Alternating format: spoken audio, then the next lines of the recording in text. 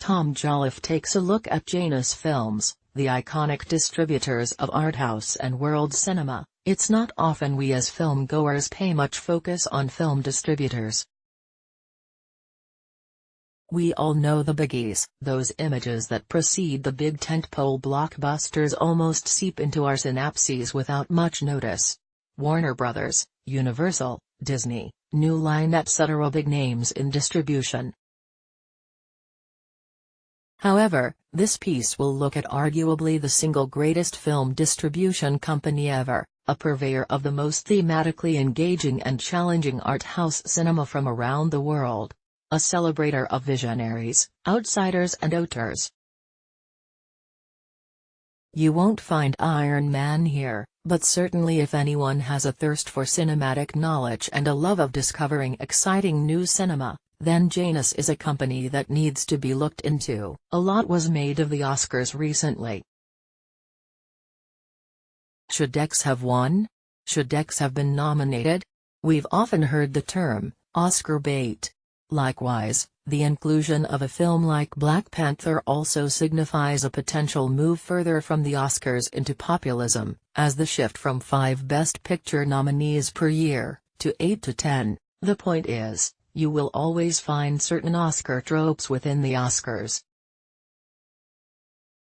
There will always be nominees and winners that didn't set the box office, audiences or critics alike that will win. They just strike a chord with the tastes of the board.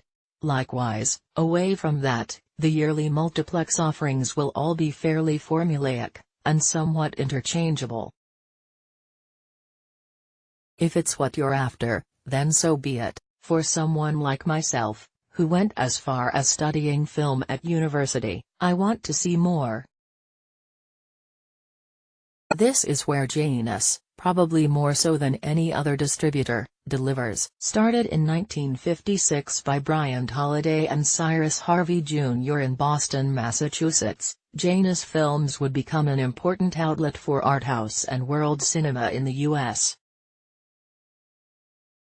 Historically, the U.S. has been the major world market. If you take an excellent Japanese film and want to break the rest of the world with it, then the U.S. is a good start. Do that, the rest, in theory, should follow. World cinema may be niche, but there is a demand there and a need for worldwide availability.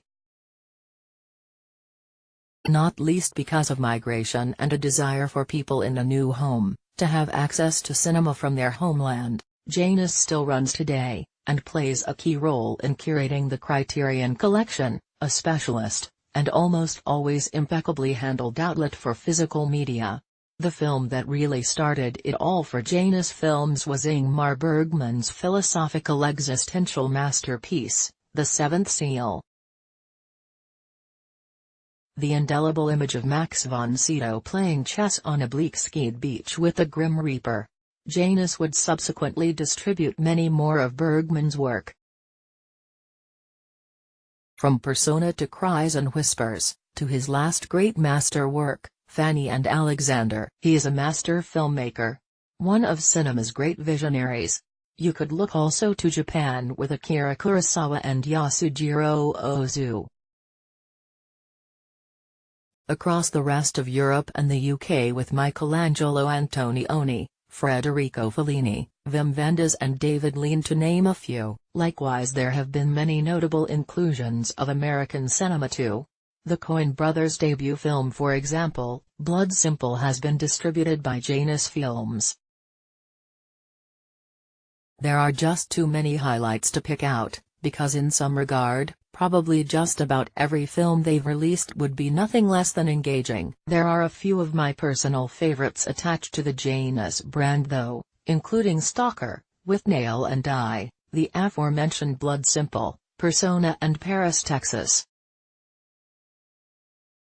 They may be a diverse selection of films, but they have a common thread, with the possible exception of Blood Simple. They all had an odd, unique quality that would, under the normal parameters of what distributors look for, including a few arthouse distributors, be a difficult sell. Now Blood Simple, with all the hallmarks of classic noir, would quite easily pop up elsewhere, but how do you sell Stalker? A near 3-hour film set at snail's pace that tops for atmospheric immersion and philosophical introspection, in a setting that is largely plain and sparse. Or what of the with Nail and Die? Two out-of-work actors go on holiday, moan constantly with some humor that may initially go above the head of its audience.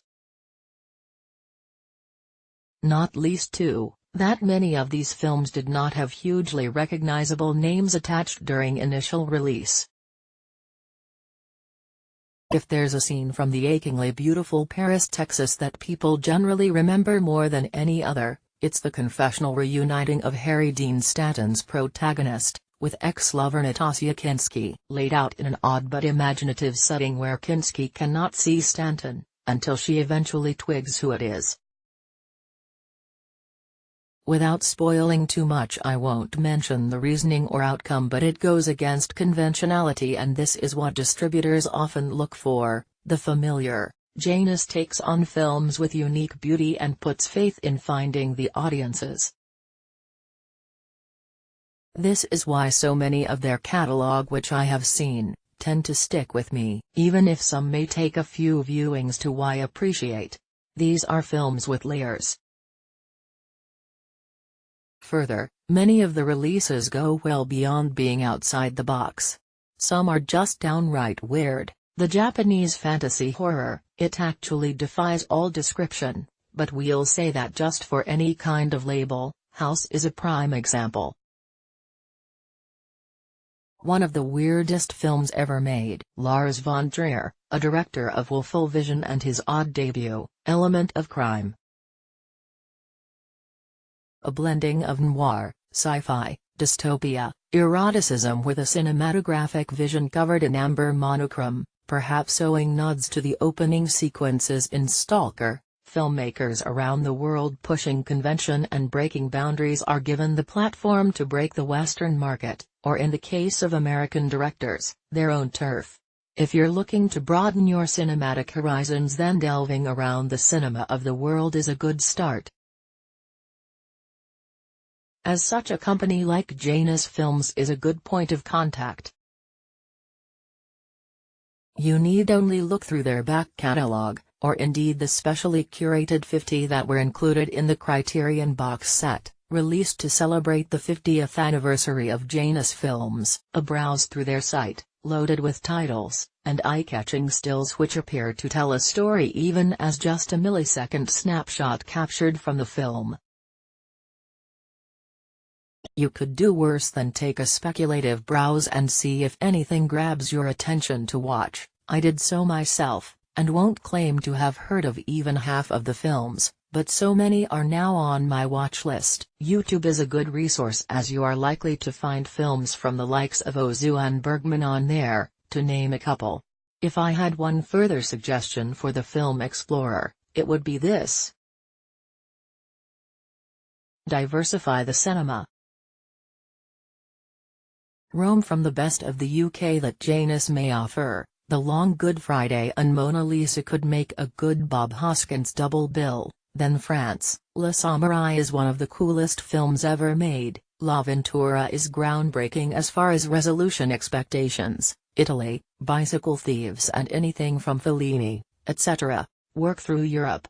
Work through Asia, however you wish to, but be sure to hit every corner of the globe. Janus Films have covered it. Do you have any favorites from Janus Films? Any recommendations? Let us know in the comments below. Tom Jolliffe is an award-winning screenwriter and passionate cinephile. He has 3 features due out on DVD/VOD in 2019 and a number of shorts hitting festivals. Find more info at the best personal site you'll ever see. https://www.instagram.com/jolliffe productions/